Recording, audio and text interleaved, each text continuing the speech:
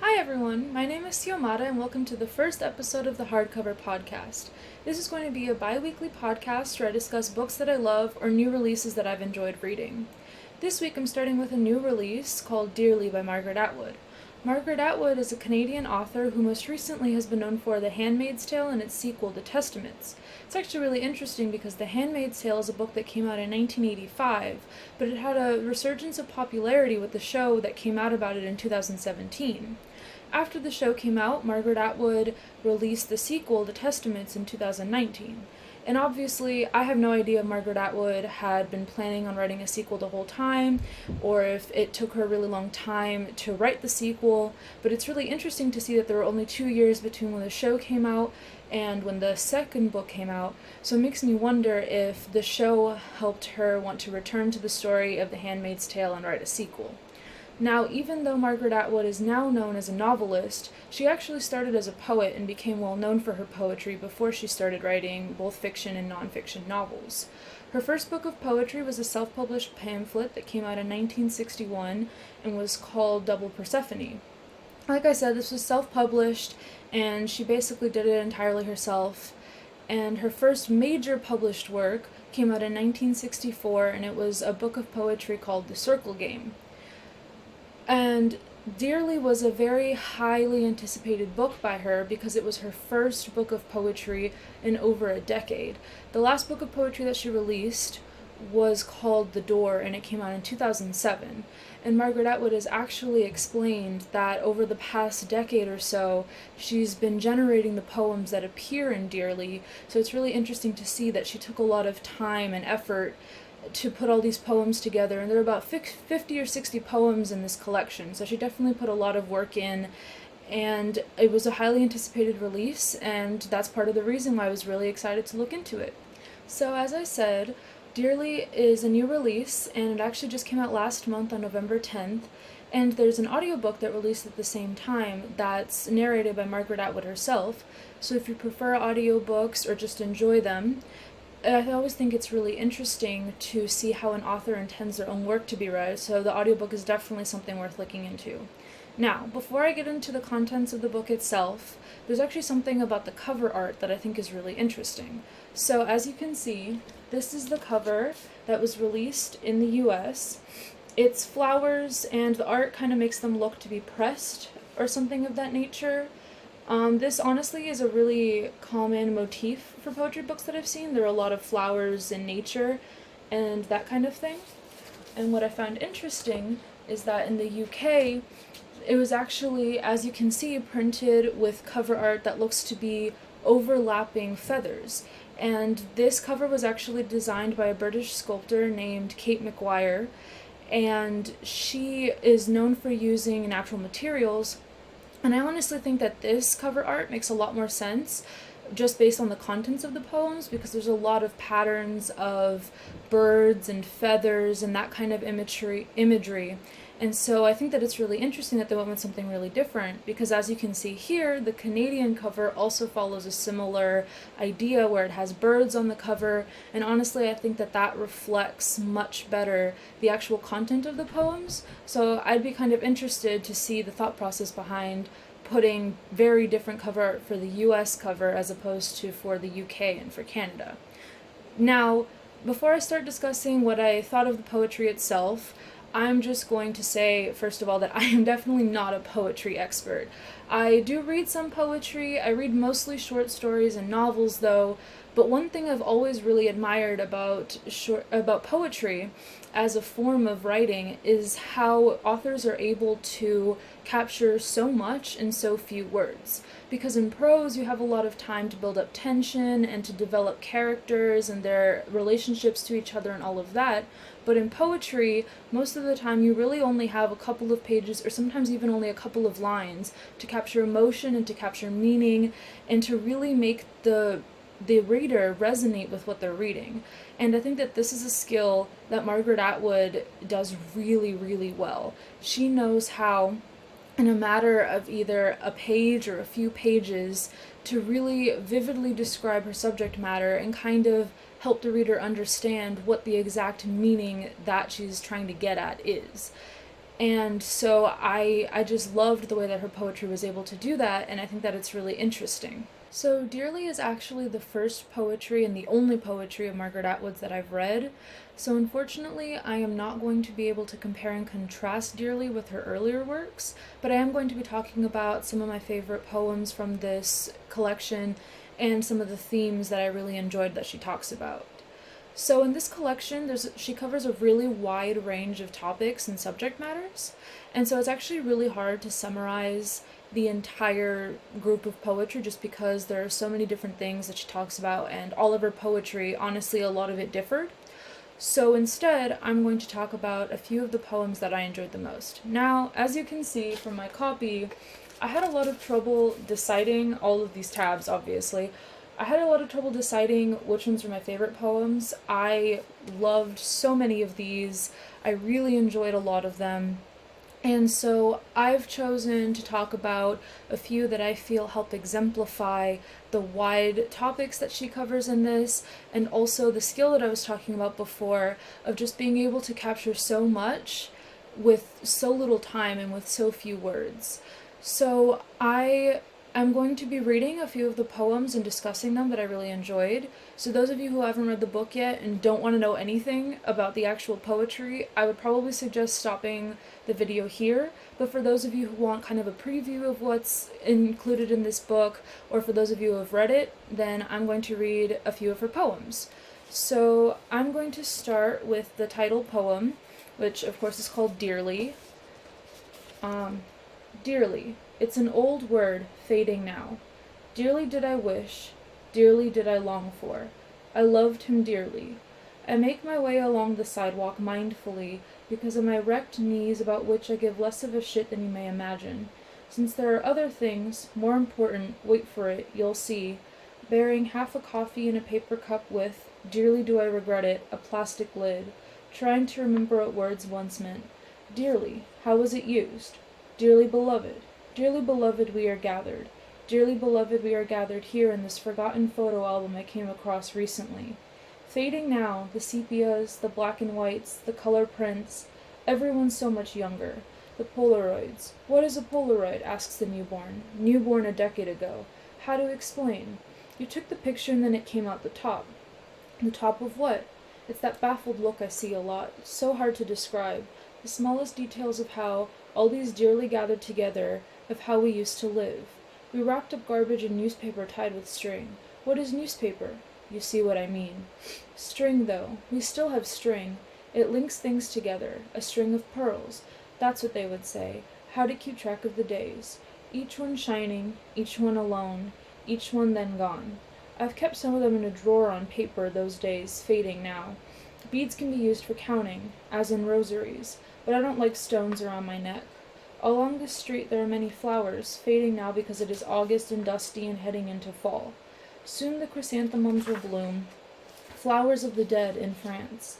Don't think this is morbid, it's just reality. So hard to describe the smallest details of flowers. This is a stamen, nothing to do with men. This is a pistol, nothing to do with guns. It's the smallest details that foil translators, and myself too, trying to describe. See what I mean? You can wander away. You can get lost. Words can do that. Dearly beloved, gathered here today in this closed drawer, fading now, I miss you. I miss the missing, those who left earlier. I miss even those who are still here. I miss you all dearly. Dearly do I sorrow for you. Sorrow, that's another word you don't hear much anymore. I sorrow dearly. So, as you can see, this poem kind of talks about the passing of time and things that become obsolete, and also the disconnect between generations, and in the last part also between languages and people who speak different languages. And what I thought was really interesting about this poem were the words that she uses to exemplify the idea of something becoming obsolete, because she uses the words dearly and sorrow, two words which I frankly think we still use a lot. I feel like I hear those words a lot still, and, you know, especially like when you're writing a letter, that's the first thing you learn in school, that you start with dearly. And so I just think that it's really interesting that those are the words she chose, because I think that they still get a lot of circulation. However, what I think makes a lot of sense are the examples she used in one of the first parts of the poem, which is talking about the things themselves that are getting obsolete, such as Polaroids and newspapers. Now, Polaroids is actually a really interesting example because they kind of had a bit of a comeback when people wanted to return to that era and they kind of thought that they were cool again. But for the most part, Polaroids are becoming obsolete and other forms of photography are replacing them. Now, newspaper is definitely something that's slowly starting to fall out of popularity. There are a lot of other ways to get news now. There's the TV, there are many apps, there are websites. I mean, you can get the news from anywhere now just by picking up your phone. And so there's not really much of a need to wait for the newspaper to come to your house. And so that's definitely something that I think is a really good example of how the passage of time just renders certain things just not useful anymore because other things have been invented. I also really like the way that she describes the disconnect between the generations, how the person from the older generation was having trouble talking to a child because everything that they were referencing the child didn't know. They didn't know what a Polaroid was, and when they tried to tell them what a Polaroid was and explain it to them, it just led to more questions, and it was this endless line of questioning that was never going to end because the child just could not relate to what they were being told. And along with the disconnect between the generations, I also liked the disconnect that she described between languages and how sometimes it's really hard to translate and get the full meaning of what you're saying between languages. And anyone who's tried to translate, whether it's just for family members or people in school or things like that, I know translation is really, really hard. It's hard a lot of the time to convey the exact meaning from one language to another because there are words that don't exist in other languages. There are phrases that just don't have any comparable phrase in another language. And so I think that these are things that she describes really well, and I enjoy how this poem has all these kind of intricacies that fit in well together through, again, just her use of description, her use of examples, and that's one of the reasons that I really enjoyed this poem. The second poem from this collection that I really enjoyed is called O Children. And like I said, it has a very different theme from Dearly because I wanted to show how many different subject matters she covers in this book. O children. O children, will you grow up in a world without birds? Will there be crickets where you are? Will there be asters? Clams at a minimum. Maybe not clams. We know there will be waves. Not much life needed for those. A breeze, a storm, a cyclone, ripples as well. Stones. Stones are consoling. There will be sunsets as long as there is dust. There will be dust. O children, will you grow up in a world without songs? Without pines? Without mosses? Will you spend your life in a cave, a sealed cave with an oxygen line, until there's a power failure? Until your eyes blank out like the egg-white eyes of sunless fish? In there, what will you wish for? O children, will you grow up in a world without ice, without mice, without lichens? O children, will you grow up? So, part of the reason why I enjoyed this poem so much is because it reminds me a lot of a song in Spanish that I know called Donde Jugaron los Niños by Maná. In the song, a man is talking to his grandchild about how the world used to be and the birds that used to be in the air and how clean the water used to be, and he's basically reminiscing about how everything used to be and worried that the world that is going to be left behind for his grandchild is not going to be any kind of world that they can survive in. And as the title suggests, he's wondering where the children are going to play and if they're even going to be able to do such a thing. And in this poem, she's wondering very similarly, what world are the children going to live in? What are they going to have left? What kind of world are we leaving behind for the future generations? And a part of the reason why I think this poem is so powerful is because of the repetition of the lines. She keeps using, "O children, will you grow up?" and then following it up with, "Will they have all the things that we know?" And I think that part of what makes it so powerful is the fact that the last line just cuts off at, "O children, will you grow up?" Because she's been using that throughout this whole poem, and now instead of asking if they're going to have the things that we're familiar with, she's asking if they're even going to be able to grow up, if they're going to be able to live a long life. Because, as we know, the world has been in a really rough place recently, and she's definitely referencing climate change and the fact that everything is changing. I mean, between weather and just everything that we're used to is just definitely changing very rapidly. And so I think that this sentiment is really, really prevalent in today's world, and it's a question that a lot of people are asking. And I think that that's why, to me, this poem was one of the most powerful ones in the collection. Not only just the way she wrote it, I think repetition, especially in poetry, is always really, really powerful. And I think also just the fact that a lot of people can relate to this idea that we don't know what kind of world we're leaving behind just makes it really easy to relate to, and it's part of the reason why it stuck out to me so much when I was first reading this collection. The next poem I'm going to read is called Princess Clothing. If I can find it, here it is. Princess Clothing. Too many people talk about what she should wear, so she will be fashionable, or at least so she will not be killed. Women have moved in next door wrapped in pieces of cloth that lack approval. They're setting a bad example. Get out the stones. Fur is an issue too, her own and some animals. Once the world was nearly stripped of feathers, all in the cause of headgear. What was it for, my love, this rip-off of the birds? Once there was nothing she wouldn't do to render herself alluring. So many items attached to her head, ribbons and ships, all curling. Now her torso lies in the ditch like a lost glove, like a tossed book mostly unsaid, unread. In the high palace of words, one princess the less. Oh, beware. Cover your hair. Uncover your hair, or else they will burn down your castle. Wait a minute. Cover it. Hair, so controversial. As for feet, they were always a problem. Toes, heels, and ankles. Take turns becoming obscene. Little glass slippers, the better to totter. Many things that are not what you want arrive in the disguise of flowers. Lotus foot, the petals broken bones. Wool worn next to the skin was once an army decree. In mid-battle, it's hard to shower. Wool deterred microbes and did not stink, or not as much. That was the theory.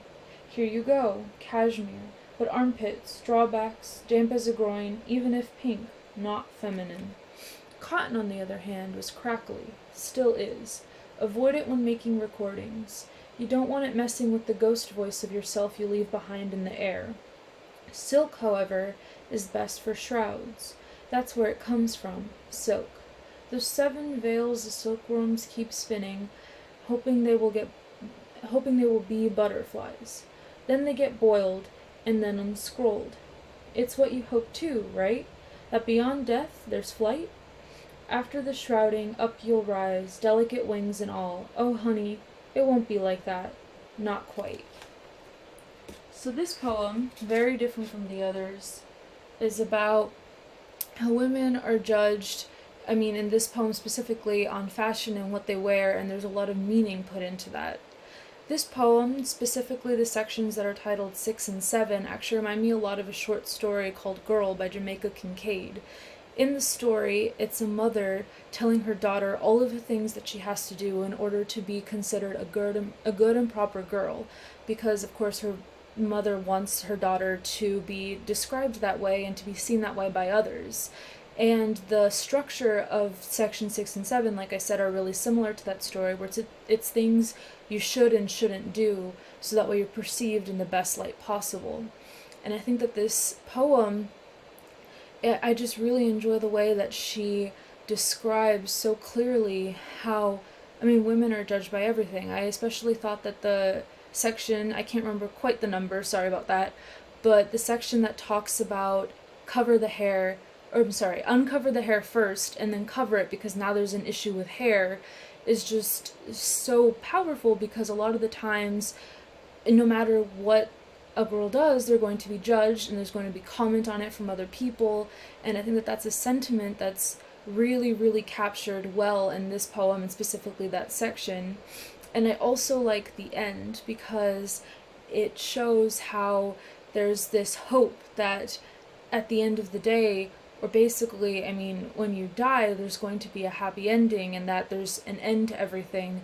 But she's saying don't expect it to be perfect, because the thing you're picturing, that's not what it is. There really is no end.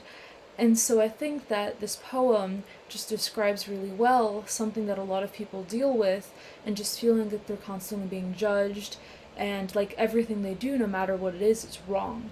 And again, I think that this pairs really well with that short story I mentioned, which I highly recommend to anybody. I love that short story, and I really like how I was actually able to make a connection. I love being able to do that when I'm reading.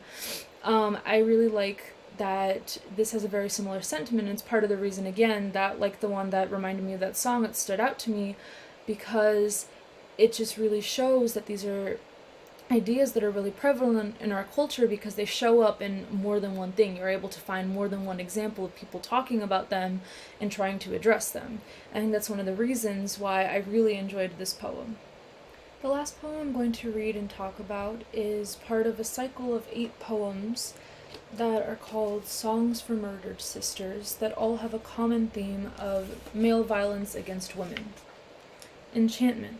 If this were a story I was telling my sister, a troll from the mountain would have stolen her, or else a twisted magician turned her to stone, or locked her in a tower, or hidden her deep inside a golden flower. I would have to travel west of the moon, east of the sun, to find the answer. I'd speak the charm. And she'd be standing there, happy, alive and happy, come to no harm. But this is not a story. Not that kind of story. Now, this one, I think this especially exemplifies what I was talking about before, of her being able to just express so much in so few words, because this poem is only a page long. It actually doesn't even take up the whole page, and each of the lines are very, very short. But this is probably one of the most powerful ones that I read, and the whole cycle of poems were part of my favorites of the book. And what I loved most about this poem is the fact that she includes a lot of imagery from fairy tales. There's a lot of imagery from stories that we tell to children, things about the trolls and all of that, and someone having to come save the princess. But I like how she contrasts it with the fact that the woman has to realize that her sister is gone. She's not going to be able to save her, and she's not coming back. So it's the contrast between the idea that you tell to children that, there's someone who can come save you, that you'll be able to save the people that you love, and it's exemplified everywhere in fairy tales and those kinds of stories that we tell children. But as an adult, you realize that once someone is gone, they're gone. They're not coming back. There's nothing you can do to save them. And I think that that's something that this poem does really, really well, and I love that contrast. I think that, again, it makes it that much more powerful, the fact that she kind of contrasts the mentality of what you're told as a child and what an adult has to come to realize. And it's also dealing with the fact that sometimes you revert back to that feeling of maybe there's some way to save them, maybe there's something I could do, it must just be a story, but then realizing that it's not. And as she says at the end, not that kind of story. It's a realistic story. It's one where you can't save them. There's nothing that can bring them back. And I love, again, that contrast. I just think that, along with repetition, which I mentioned before, contrast is another thing that is just really powerful in any kind of writing, being able to see what you wish could happen and then what actually happens. And that's why that's one of the poems that I decided to talk about, because I just love the way that she does that, and it's definitely one of the methods she uses for getting a lot across in her poetry, and another reason why I think that her poetry is just incredible, and I really enjoyed a lot of the poems in this collection because of her ability to just capture so much so quickly. So those are the poems that I wanted to discuss from this book. Like I said, I loved so many more of the poems. Like I showed you, I have so many tabs of my favorite ones that I'm probably going to go back and reread many, many times. And I'm honestly really glad that I read this book of poetry. Before reading this, the only other thing I had read by her was actually The Handmaid's Tale, and I'm really glad that I got exposed to her through that, because I absolutely loved reading this book. And honestly, after this, I'm probably going to go back and read a lot of her earlier poems just because I really enjoyed her style and I really enjoyed the way that she writes. And I'm honestly really curious to see if it changed over the years or if it stayed almost the same since 1961, because that's almost 60 years. And I always think it's really interesting to track the way that an author changes over their career. So it's definitely something that I'm going to be doing in the future. I wish I could have done that now, but like I said, I didn't have a lot of exposure to her before, and I'm really glad that I do now. And I hope that those of you who have read these poems agree with some of the things I said. You might not, and that's perfectly fine, like I said, and definitely not an expert in poetry. These are just the things that I gathered from my read through of this book. And for those of you who haven't read it yet, I really hope that this encouraged you to go and read it, because I really enjoyed it. And like I said, as someone who doesn't read a lot of poetry, I really enjoyed it even then. So I think that it's not necessarily something for only people who are really, really into poetry, because some of the things she talks about are just so prevalent and you can relate to so easily. And again, some writing styles just, the actual form of writing doesn't change, that her writing is just incredible. And so thank you all for watching. I really, really hope that you enjoyed this video. My next video is going to be coming out on January 9th. From now on, these videos will come out on Saturdays, with this one being the exception. In the next video, I'm going to be talking about The Outsiders, so for those of you who enjoy that book, that's what I'm going to be talking about. And again, thank you for watching, and I hope you enjoyed.